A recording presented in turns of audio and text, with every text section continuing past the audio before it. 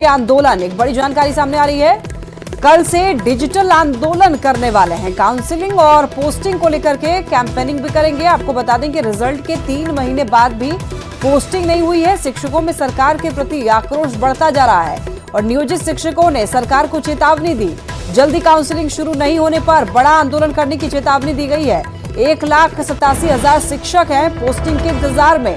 सक्षमता 1 पास की पहली पोस्टिंग की मांग। और आपको बता दें कि सीएम नीतीश कुमार और एसीएस एस सिद्धार्थ को लगातार पत्र लिख रहे हैं। होम ब्लॉक में ही पोस्टिंग करने की इनकी मांग है।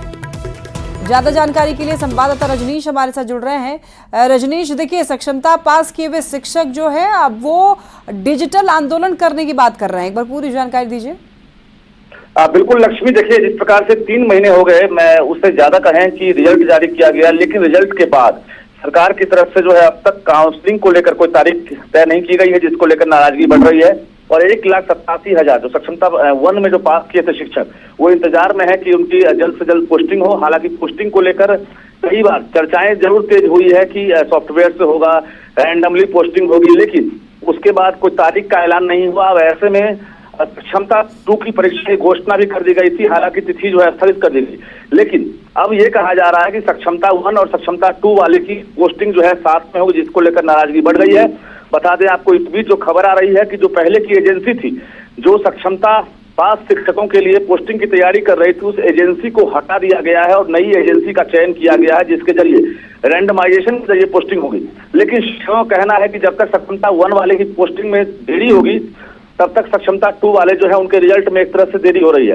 तो कहीं ना कहीं पहले जो है हर हाल में काउंसलिंग हो, पोस्टिंग हो, उसके बाद जो है राज्यकर्मी का दर्जा ही मिल जाए, क्योंकि राज्यकर्मी का दर्जा देने के लिए ही सरकार ने एक तरह सक्षमता परीक्षा ली थी और सभी पास भी कर गए हैं। अब पोस्टिंग का इंतजार हो रहा नहीं। लेकिन रजनीश, लेकिन देरी क्यों हो रही है? पोस्टिंग में देरी क्यों हो रही है? कहा जा रहा था कि इलेक्शंस एक बार हो जाएं पूरे, उसके बाद पोस्टिंग करा दिया जाएगा, लेकिन अभी तक पोस्टिंग नहीं हो पाई है। क्या जानकारी है?